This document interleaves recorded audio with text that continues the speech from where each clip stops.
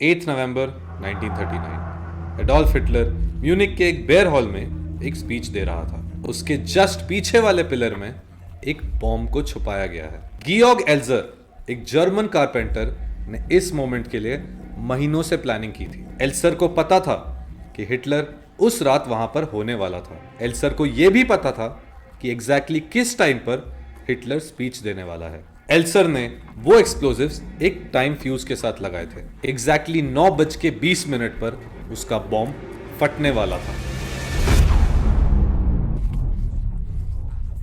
उस एक्सप्लोजन की वजह से जो सीलिंग होती है हॉल की वो पूरी नीचे गिर जाती है। 63 लोग इंजर हो जाते हैं एंड 8 लोगों की डेथ हो जाती है। लेकिन इन लोगों के बीच में हिटलर का नाम नहीं था, क्योंकि हिटलर 9:07 पर ही उस बियर हॉल से निकल चुका था एंड गियोर्ग एल्सर फेल हो चुका था। लेकिन ये जो अटेम्प्ट था, ये one of the many attempts थे जो हिटलर को मारने के लिए ट्राई किए गए थे। इसको मिलाकर ऑलमोस्ट 40 बार ट्राई किया है लोगों ने हिटलर को असैसिनेट करने का। एंड आज की इस वीडियो में हम देखेंगे कुछ स्पेक्टेकुलर मेथड्स जिनसे ट्राई किया गया था हिटलर को मारने का। क्यों ये सारे प्लान्स फेल हो जाते थे, हिटलर हर बार कैसे बच जाता था, क्या हिटलर इतना लकी था या इसके पीछे कुछ और भी था। ये वीडियो जो तुम देख रहे हो ये इंस्पायर्ड है बाय फर्न ऑन यूट्यूब। जब मैंने ये वीडियो देखी थी तो मैंने यही सोचा था कि मैं ये वीडियो हिंदी में अपनी हिंदी ऑडियंस को दिखाना चाहता हूँ एंड इसीलिए ये वीडियो अब तुम देख रहे हो हिंदी में। एंड अगर तुम्हें ये पूरी वीडियो इंग्लिश में देखनी है तो तुम फर्न के चैनल पर जाकर देख सकते हो। मैंने लिंक डिस्क्रिप्शन में दिया हुआ है उस वीडियो का। एंड अब हम बढ़ते हैं आगे की वीडियो में। ये है Henning von Tresckow, first general staff officer of the Wehrmacht. Wehrmacht उस टाइम का यूनिफाइड आर्म फोर्स था जर्मनी का।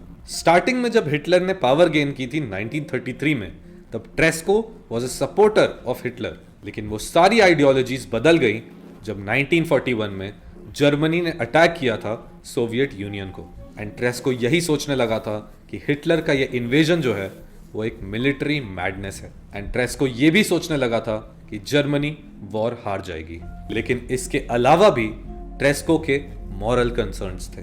ट्रेस्को को वो एक एक चीज पता थी जो हिटलर के अंडर की जा रही थी ह्यूमंस पे। एंड ये सारी बातें सोचते हुए ट्रेस्को यही सोचता है कि इस पागल डिक्टेटर को मुझे रोकना ही पड़ेगा। एंड इसी के साथ 1943 में ट्रेस्को अपना मूव खेलता है। ट्रेस्को कन्विंस कर लेता है अपने commander in chief Gunther von Kluge को कि वो हिटलर को लेकर स्मोलेंस्क में आ जाए सोवियत यूनियन में।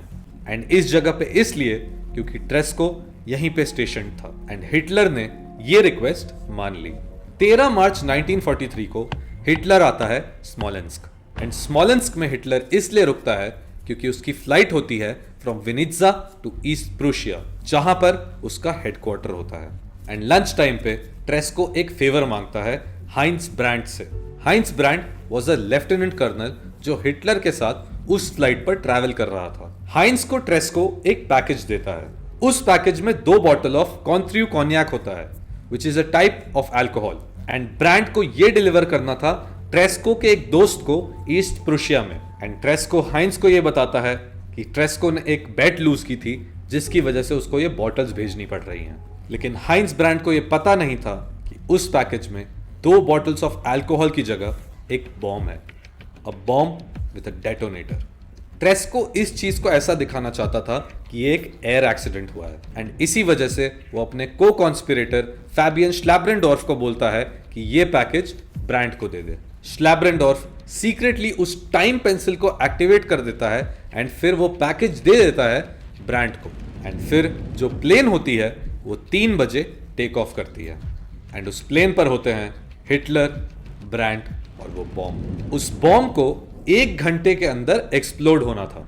श्लैब्रेंडोर्फ ने उस बॉम्ब के डेटोनेटर को ऐसा सेट किया था कि जब वो ग्लास वाइल को क्रश कर देंगे, एक कोरोसिव लिक्विड 1 घंटे बाद उस बॉम्ब को डेटोनेट कर देगा। एंड जैसे ही वो प्लेन एक शहर मिंक्स के ऊपर से क्रॉस कर रहा होगा, वो बॉम्ब डेटोनेट हो जाएगा एंड फट जाएगा।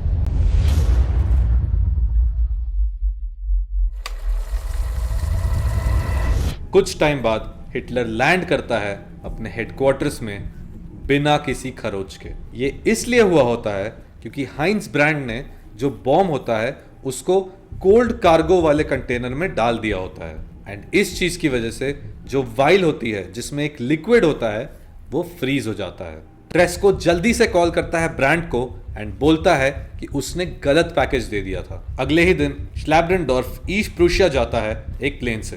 वहां जाकर वो 2 बॉटल्स ऑफ कॉन्याक रिप्लेस कर देता है एंड जो बॉम्ब होता है उसे डिफ्यूज कर देता है। ट्रेस्को का असैसिनेशन अटेम्प्ट फेल हो चुका था, लेकिन ट्रेस्को अभी पकड़ा नहीं गया था। इंस्टेड वो पार्ट बन गया एक ऐसे मिलिट्री रेजिस्टेंस फाइटर्स के इनर सर्कल का जो हिटलर को मारना चाहते थे। इस इनर सर्कल का एक की फिगर था लेफ्टिनेंट कर्नल क्लाउस स्टॉफनबर्ग। ट्रेस्को और स्टॉफनबर्ग बहुत ही क्लोज दोस्त बन गए थे एंड वो दोनों लगे रहते थे ऐसी अपॉर्चुनिटीज ढूंढने में जिससे वो हिटलर को एलिमिनेट कर सके, लेकिन उन दोनों को ज्यादा देर वेट करने की जरूरत नहीं पड़ी। फास्ट फॉरवर्ड 9 महीने, ये है एक्सेल वॉन देम बुशर। ये एक ऑफिसर था जो ऑलमोस्ट 2 मीटर था हाइट में, ब्लॉन्ड था और इसकी ब्लू आंखें थी, एंड ये अपीयरेंस उसको परफेक्ट अपॉर्चुनिटी देने वाला था टू किल हिटलर। एक्सेल और उसके साथ के कुछ सोल्जर्स प्रेजेंट करने वाले थे हिटलर को with new uniforms for the unified armed forces, and ये होने वाला था हिटलर के हेडक्वार्टर्स पे। एक्सेल ने प्लान किया था कि वो एक ब्रिटिश हैंड ग्रेनेड को यूज करेगा अपने आप को उड़ाने के लिए, ताकि साथ में वो हिटलर को भी उड़ा दे। लेकिन अचानक से बर्लिन से आ रही एक रेल रोड वैगन को तबाह कर देता है एक एलाइड फोर्सेस का बॉम्ब। उस रेल वैगन में वो नए यूनिफॉर्म्स थे जिसकी प्रेजेंटेशन देने वाले थे ये लोग हिटलर को, एंड इसका मतलब यही था कि ना यूनिफॉर्म्स थे ना प्रेजेंटेशन होने वाली थी। एंड देखते ही देखते ये मीटिंग पोस्टपोन कर दी गई, एंड जब तक नए मीटिंग की डेट आनी थी तब तक एक्सेल एक ऑप्शन नहीं बचे थे, क्योंकि जस्ट 1 महीने पहले एक्सेल बहुत सीरियसली इंजर हो गए थे एंड उसकी वजह से उनके एक पैर को एम्प्यूटेट करना पड़ा था। एंड अब स्टॉफनबर्ग भेजना चाहता था एक 21 ईयर ओल्ड लेफ्टिनेंट को जिसका नाम था एवल्ड वॉन क्लाइस्ट, एंड वॉन क्लाइस्ट को वही करना था जो प्लान एक्सेल का कुछ महीनों पहले था। वॉन क्लाइस्ट कुछ देर के लिए सोचता है एंड अग्री कर जाता है, एंड जैसे ही वो जाने वाला था हिटलर उस अपॉइंटमेंट को शॉर्ट नोटिस पे कैंसिल कर देता है। जुलाई 7, 1944 को फाइनली वो प्रेजेंटेशन होता है उन नए यूनिफॉर्म्स का, एंड इस बार मेजर जनरल हेलमुट स्टीफ को चुना जाता है फॉर असैसिनेटिंग हिटलर। हेलमुट स्टीफ भी पार्ट होता है उसी रेजिस्टेंस ग्रुप का जो हिटलर को मारना चाहता था। इस प्लान के सक्सेसफुल होने के चांसेस बहुत ज्यादा हाई थे, क्योंकि इतने पास से अगर कोई बॉम्ब फटता है तो कोई भी नहीं बचता, एंड ये एक परफेक्ट अपॉर्चुनिटी थी। And at the very last minute जब बॉम्ब को सिर्फ फोड़ना बचा था, स्टीव हेजिटेट कर जाता है एंड बैकआउट कर लेता है। वो हिटलर को मरते हुए तो देखना चाहता था, लेकिन उसके लिए अपनी जान नहीं देना चाहता था। इस फेलियर के बाद वो रेजिस्टेंस ग्रुप फिर से मिलता है एंड वो एक और अपॉर्चुनिटी ढूंढता है, एंड इस बार स्टॉफनबर्ग बोलता है कि वो ये चीज खुद करना चाहता है। स्टॉफनबर्ग इस बार सिर्फ हिटलर को नहीं मारना चाहता था, वो उसके पूरे रूल को खत्म करना चाहता था एक कोऑर्डिनेटेड हमले में। जुलाई 20, 1944 स्टॉफनबर्ग एक फर्स्ट लेफ्टिनेंट वॉन हेफन के साथ आता है हिटलर के हेडक्वार्टर्स पे फ्रॉम बर्लिन। स्टॉफनबर्ग को रिपोर्ट करना होता है ईस्टर्न फ्रंट पे in a meeting with Hitler, and ये एक परफेक्ट अपॉर्चुनिटी थी स्टॉफनबर्ग के लिए। उसने प्लान किया था कि वो अपने ब्रीफकेस में 2 बॉम्ब्स रखेगा एंड उसे हिटलर के पास रख देगा मीटिंग में, एंड वहां से मीटिंग खत्म होने से पहले बाहर निकल जाएगा ताकि बॉम्ब्स एक्सप्लोड कर जाए।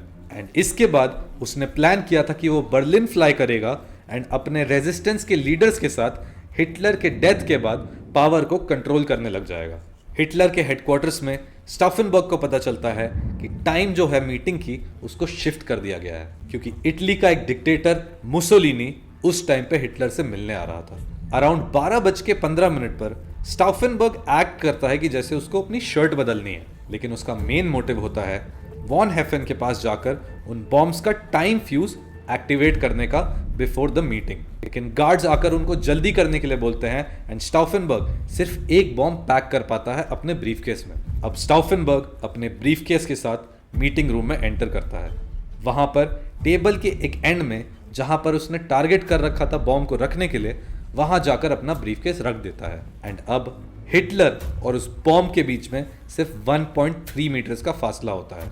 स्टाउफेनबर्ग अपनी रिपोर्ट जल्दी से देता है एंड जल्दी से उस मीटिंग रूम से निकल जाता है, ये बोल के कि उसे एक फोन कॉल आ रहा है। अब सारी चीजें इन प्लेस थी एंड प्लान परफेक्टली एग्जीक्यूट हो रहा था। हिटलर कुछ देर बाद अपने हाथों के साथ आगे लीन करता है to discuss war strategy.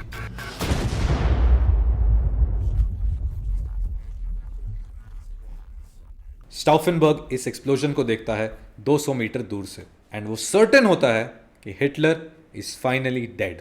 And वहां से वो निकल जाता है वॉन हेफन के साथ सीधा बर्लिन, जहां पर ऑपरेशन वैल्करी का आखिरी पार्ट एग्जीक्यूट होना था।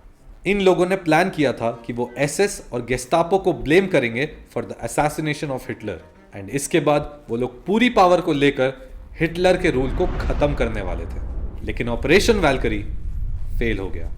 मीटिंग रूम में एक्सप्लोजन की वजह से जो सीलिंग था वो नीचे गिर गया था। जहां पर सूटकेस रखा था विद द बॉम्ब, वहां पर एक बड़ा सा होल हो गया था एंड एक्सप्लोजन की उस लाउड नॉइस की वजह से ऑलमोस्ट सबके ईयर ड्रम्स फट गए थे। 4 लोगों की डेथ हुई थी एंड ऑलमोस्ट बचे हुए सारे इंसान इंजर हो गए थे। सिर्फ 2 लोग वहां पर लाइट इंजरीज के साथ बाहर निकले एंड उनमें से एक था Adolf Hitler. The only reason Hitler survive किया था उस दिन वो ये था कि उसने उस टेबल पर लीन किया था। उस एक्सप्लोजन की वजह से हिटलर हवा में सिर्फ थोड़ी देर के लिए उड़ा था। अगर स्टाउफेनबर्ग ने अपने ब्रीफकेस में वो दोनों बॉम्ब्स रख लिए होते तो उस दिन हिटलर मर जाता। एंड क्योंकि अब हिटलर के असैसिनेशन का प्लान फेल हो गया था, इनका ऑपरेशन वैल्करी भी फेल हो गया। एंड स्टाउफेनबर्ग के साथ 2 और जो मेन प्लॉटर्स थे ऑपरेशन वैल्करी के, उन तीनों को मिल के शूट कर दिया जाता है कोर्टयार्ड में ब्लेंडा ब्लॉक के उसी रात। इन तीनों के अलावा 200 और को कॉन्स्पिरेटर्स को एग्जीक्यूट कर दिया जाता है एंड ये आखिरी नोन अटेम्प्ट है हिटलर को मारने का। 30 अप्रैल 1945 अडोल्फ हिटलर के बंकर में उसकी डेथ हो जाती है। लेकिन एक सवाल सबके दिमाग पे होगा, इतने असैसिनेशन अटेम्प्ट्स के बाद भी हिटलर सरवाइव कैसे कर जाता था? अब पुरानी फोटोज और वीडियोस में तुम देखोगे हिटलर को अकेला चलते हुए, क्योंकि वो दिखाना चाहता था कि उसकी डोमिनेंस कितनी ज्यादा है कि वो किसी से नहीं डरता। लेकिन असलियत में हिटलर ने बहुत सारे अरेंजमेंट्स कर रखे थे उसको बचाने के लिए। हिटलर के पास बहुत सारे हाईली ट्रेन्ड बॉडीगार्ड्स थे। एक स्पेशल फोर्स सारे रूट्स एंड लोकेशंस को चेक करता था before Hitler arrived at any place. And इस पूरी दुनिया में उस टाइम पे किसी को नहीं पता था कि हिटलर कहां पे रहता था। एंड जब भी वो ट्रैवल करता था इधर बाय ट्रेन, कार और प्लेन, हमेशा उसको एक हैवी सिक्योरिटी मिली रहती थी।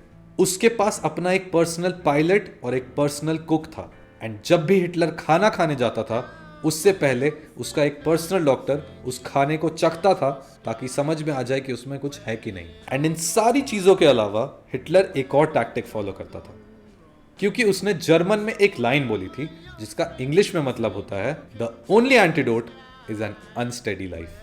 हिटलर हमेशा अपने रूट्स को चेंज कर देता था, अपने ट्रिप्स को कैंसिल कर देता था लास्ट मिनट पे एंड मीटिंग्स में जल्दी आ जाता था और जल्दी लीव कर देता था।